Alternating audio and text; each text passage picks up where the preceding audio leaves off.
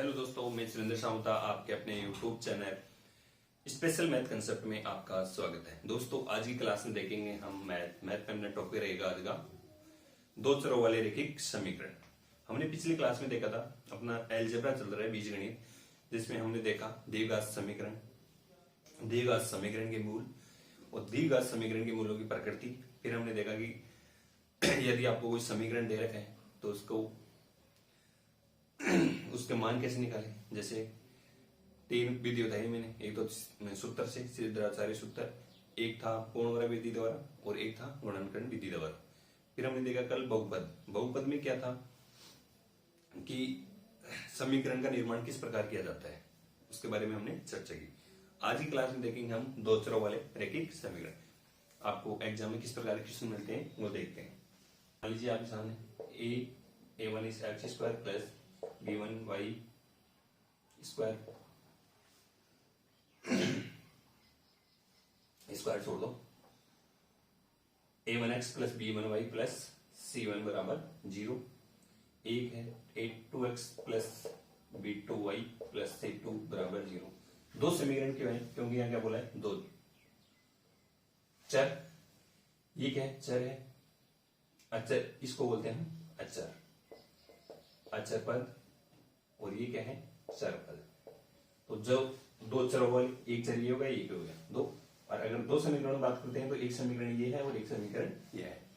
तो इसमें क्या कंडीशन है? इसमें a1 a2 b1 b2 m c1 और c2, a1 b1 c1 a2 b2 c2, ये सब क्या है? आएगी वास्तविक संख्या है जिनमें रिलेशन है a1 square plus b1 square not equal to 0। यानी a1 square plus b1 square का मान 0 नहीं होना चाहिए। ये कह रही है कि यहां से आपकी कंडीशन लागू होती है। इसी प्रकार जैसे एक है a2 स्क्वायर प्लस b2 का स्क्वायर बराबर 0, यानी ये भी क्या नहीं होना चाहिए, 0 के बराबर नहीं होना चाहिए। अब यहां से यदि आपको ये दो समीकरण दे रखे हैं, सबसे पहले हमने देखा दो समीकरण दे रखे हैं दो चरों वाले। चर का मतलब मैंने बता दिया, यहाँ से अचर पद क्या होते हैं, चर पद क्या होते हैं, समझ में आ गया होगा।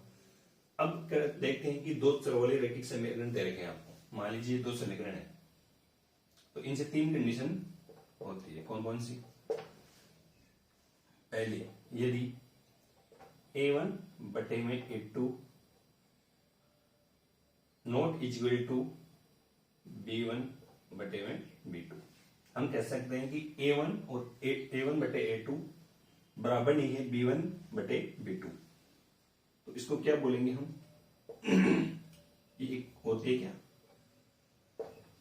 प्रतिच्छेदन वाली रेखाएं। कैसी होती है? अद्वितीय होती है, अद्वितीय होती है। जैसे समस्या है कि ये हल होगा या नहीं होगा इसका कोई, तो अद्वितीय बिंदु होंगे, यानी कि इसका हल होगा। अगला है अपने पास, मान लीजिए a1 बटे में a2 बराबर b1 बटे b2। यदि a1 बटे a2 बराबर b1 b2 सही, दोनों बराबर हैं, लेकिन c1 बटे c2 बराबर नहीं है, तो इस कंडीशन में क्या होगा? ये a1 है, ये a2 है, ये b1 है, ये b2 है, c1 c2। यदि इनको बटे में लिखते हैं a1 बटे a2 बराबर b1 बटे b2, या तो दोनों बराबर हैं लेकिन c1 बटे c2 बराबर नहीं है, तो ऐसे समीकरण को क्या कहते हैं हम? ऐसे समीकरणों को कहते हैं, ऐसे समीकरण कौन से होते हैं? समांतर रेखा की, समांतर रेखाओं के समीकरण बोलते हैं इनको। क्या इनका हल होगा? इनका कोई हल नहीं, यानी हल नहीं होगा। फिर अगला पॉइंट, अगला तीसरा आता है अपना, जैसे कि यदि A1 बटे A2 B1 बटे B2 बराबर C1 बटे C2, यदि तीनों बराबर हैं, क्या आ गया आपकी बात कंडीशन में, यदि तीनों बराबर हैं तो क्या होगा, ऐसे समीकरणों क्या बोलते हैं, समपाती। कैसी रेखा होंगी, समपाती रेखा है। और हल की बात करें तो क्या होगा, अनंत होगा, अनंत हल होंगे। हम कह सकते हैं अनंत बोल दो या बोल दो यहां से अनेक, अनेक हल होंगे, कितने भी हो सकते हैं, क्या होंगे, अनेक हल होंगे। हमने देखा आपको दो समीकरण दे रखे हैं, यदि आपको दो समीकरण दे रखे हैं, a1x plus b1y plus c1 बराबर में 0, a2x plus b2y plus c2 बराबर 0, दो समीकरण दे रखे हैं, तो यहां से आपको तीन कंडीशन मिलती है। कौन कौन सी, यदि a1 बटे a2 बराबर b1 बटे b2 दोनों बराबर नहीं है, a1 बटे b2 और बराबर b1 बटे b2 दोनों का मान बराबर नहीं है, तो ऐसे रेखाओं को क्या बोलते हैं, ये रेखा क्या होगी, एक दूसरे को प्रतिच्छेदन करती है और इनका हल अद्वितीय बिंदु पर होता है। फिर देखा हमने a1 बटे a2 बराबर b1 बटे b2 बराबर नहीं है c1 बटा c2, यानी कि दोनों बराबर है, a1 और a2 और b1 b2 दोनों मान बराबर है, लेकिन c1 बटे c2 का मान बराबर नहीं है, तो ऐसी रेखाओं को क्या बोलते हैं, हम समांतर रेखाएं बोलते हैं। समांतर रेखा मतलब एक रेखा ये गई और एक रेखा ये गई। प्रतिच्छेदन का मतलब कहीं से भी प्रतिच्छेदन कर सकती है रेखाएं, ठीक है। फिर अगला है a1 a2 b1 b2, इन तीनों का मान अगर बराबर है तो ये कैसी रेखाएं होगी, समपाती रेखाएं होगी, यानी समांतर गुजरने वाली रेखाएं समपाती रेखाएं। तो क्या होगा, यहां से इनका हल अनेक होगा। एक बार इनको नोट कीजिए, 5x माइनस 15y बराबर 8 एम 3x माइनस 9y बराबर 24/5 है, तो इनके हल होंगे। ऐसे हल का मतलब क्या हो गया, आपको देखना है इनका हल होगा या नहीं होगा, अनेक हल होगा या अद्वितीय बिंदु पर होगा, ये तीनों चेक करेंगे। सबसे पहले क्या करेंगे, याद होना चाहिए a1 बटे a2 b1 बटे b2, ये कंडीशन ये है। दूसरी कंडीशन क्या थी, a1 बटा a2 बराबर b1 बटा b2 c1 बटा c2। एक कंडीशन यहाँ से ये थी, a1 बटा a2 बराबर b1 बटा b2 c1 बटा c2। इसके अनेक हल होंगे, इसके कोई हल नहीं होगा और इसका अद्वितीय हल होगा। अब यहां से देखते हैं यहां से कौन सा आएगा। सबसे पहले क्या करना है, जो आपको दे रखे हैं समीकरण के रूप में लिख लिया, एक समीकरण ये हो गया और दूसरा ये है 3x माइनस का 9y माइनस 24/5 बराबर में 0। आप इसको यदि 5 को एलसीएम लेके हल भी कर सकते हो और नहीं भी करो तो भी ठीक है, करो तो देखना इस प्रकार हो जाएगा, ये 15x माइनस का 45y माइनस 24 बराबर 0, ये आ गया।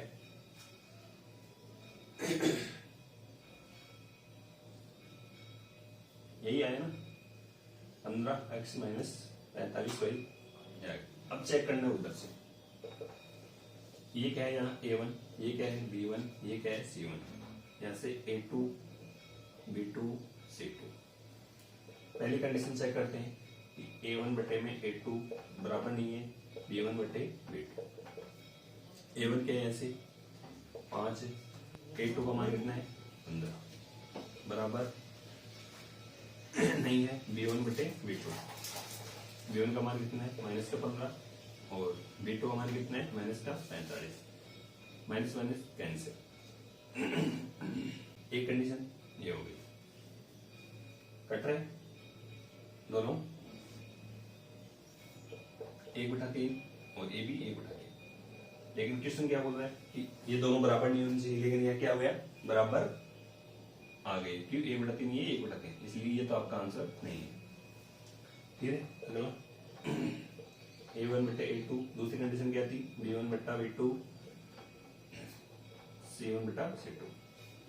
A1 A2 कितना आता है यहाँ से, ये रख दें डायरेक्ट या फिर ये देख लेते हैं 5 बटा 15 माइनस 15 बटा 45 माइनस का C1 कितना है यहाँ से माइनस का 8 है और यहाँ से कितना आ गया माइनस का 24। इनको काटेंगे तो कहने का मतलब अपने पास क्या आया 1 बटा 3 आ गया, 1 बटा 3 आ गया और 1 बटा 3 आ गया। अब यहाँ से तीनों बराबर आ रहे हैं, लेकिन ये भी क्या कह रहे हैं ये बराबर नहीं होना चाहिए, लेकिन ये बराबर आ गया।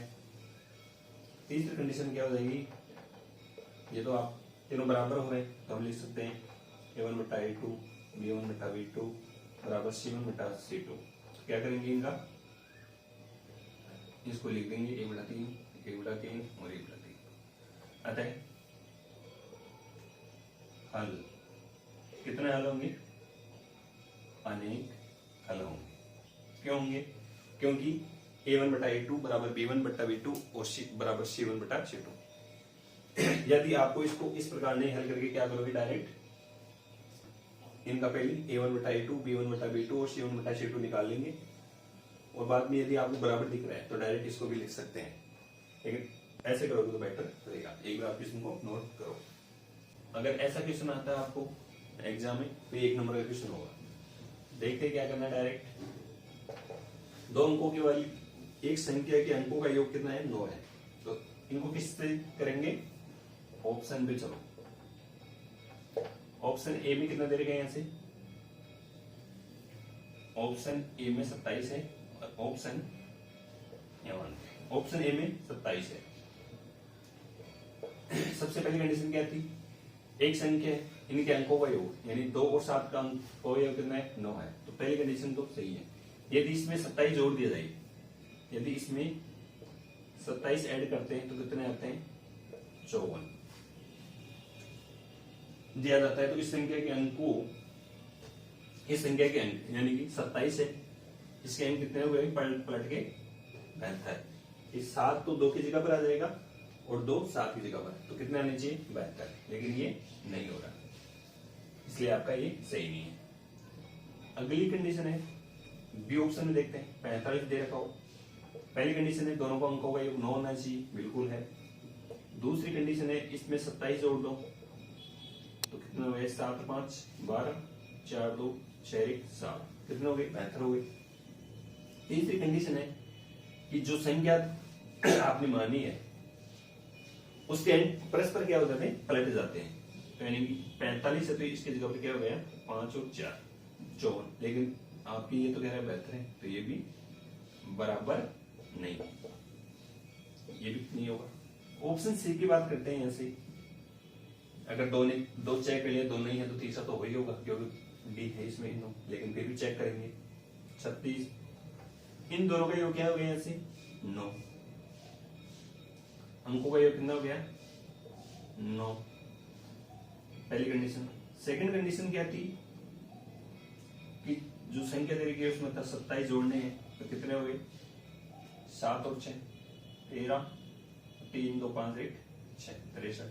तीसरी कंडीशन थी अपनी यहाँ से कि जो संख्या थी कितनी 30, वो परस्पर बदल कर कितनी हो गई 63, तो क्या ये सही है, कंडीशन इज मैच, तो यहाँ से क्या जाएगा आपको ऑप्शन नंबर सी करेक्ट हो जाएगा। ऐसा क्वेश्चन आपको देखने को मिल सकता है, छोटा क्वेश्चन, एक बार इस क्वेश्चन को नोट करो। क्वेश्चन है के किस मान के लिए रेखाएं संपाती होगी।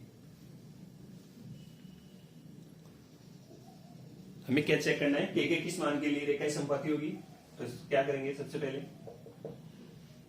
संपाती, संपाती का मतलब क्या है, यहाँ से A1 बटा A2 बराबर B1 बटा B2 बराबर C1 बटा C2, तीनों क्या होना चाहिए बराबर है, तो ये क्या हो जाएगी रेखाएं संपाती होगी। तो यहाँ से A1 बटा A2 का मान निकालेंगे तो 3 बटा 6 मतलब कि 1 बटा 2, फिर निकाला हमने B1 बटा B2, तो यहाँ से क्या है माइनस का 1 बटे में माइनस का k, माइनस माइनस कट गया तो क्या आएगा 1 बटा k, फिर देखा हमने C बटा C2, C1 कितना है यहाँ से, अगर इसको सरल करेंगे तो ये 6x माइनस के वाई प्लस का 16 बराबर 0। तो यहाँ से C1 कितना है 8 है और C2 कितना है यहाँ से 16, कह सकते हैं 1/2। आपके सामने तीनों को माना गया, इसलिए हम जानते हैं कि A1 बटा A2 रेखा ही समपाती है। कैसी है, रेखा ही समपाती होने पर क्या होगा, A1 बटा A2 बराबर B1 बटा B2 बराबर C1 बटा C2। तीनों मान रख दो 1/2, 1/k और 1/2।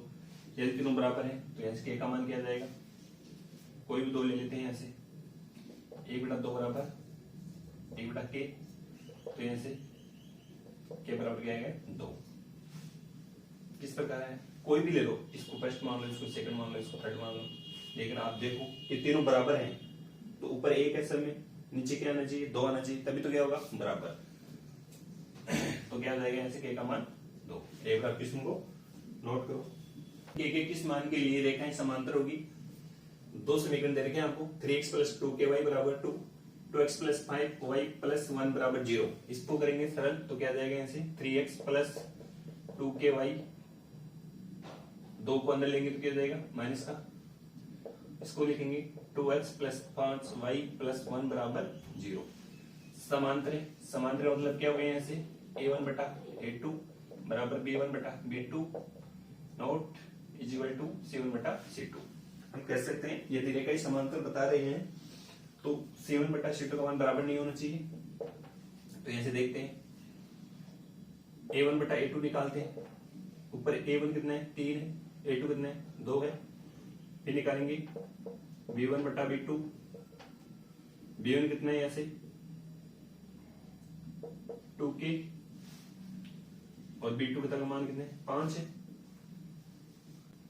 और C1 बटा C2 कितना है C1 या माइनस का 2 है और नीचे कितना है 1 है। तो अपने पास क्या निकल रहा है, इन दोनों का मान बराबर होना चाहिए और C का मान बराबर नहीं होगा। इसलिए यदि रेखाएं समांतर है तो A1 बटा A2 बराबर B1 बटा B2 बराबर नहीं है क्या C1 बटा C2। इनका मान रखेंगे A1 बटा A2 कितने 3 बटा 2, B1 बटा B2 2k बटा 5 और ऐसे C1 का मान कितना नहीं है माइनस 2 बटा 1। अब इसमें से 2 ले लेंगे फर्स्ट और सेकंड, इसको सरल करो 3 बटा 2 बराबर 2k बटा 5। मतलब कि यहाँ भी क्या करना है आपको 3 बटा 2 ही करना है। तो किस प्रकार निकालेंगे, ये क्या जाएगा इनको कर दो बदल गुणा, कितना हो गया 15 बराबर में 4। यहाँ से k का मान कितना आएगा 15 बटा 4। अब क्या आपका k का मान कितना है 15 बटा 4 आ गया। अब इसके ऊपर जांच करते हैं ये सही है कि नहीं। क्या करेंगे जांच के लिए कि ये 3 बटा 2 और 2k बटा 5 ये दोनों बराबर होने चाहिए। तो क्या करेंगे 3 बटा 2 2 बटा 5, k का मान क्या था 15 बटा 4। इनको सरल करेंगे तो 5 का मान 5 दिया 15, 2 एकम 2 2 दूनी 4, कहने का मतलब 3 बटा 2 बराबर 3 बटा 2। ये दोनों क्या आपका बराबर है। तो हम कह सकते हैं अपना k का मान क्या आया था यहाँ से 15 बटा 4। तो दोस्तों आज के लिए इतने, कल की क्लास में हम फिर मिलते हैं कुछ नए क्वेश्चन लेकर, तब तक थैंक यू।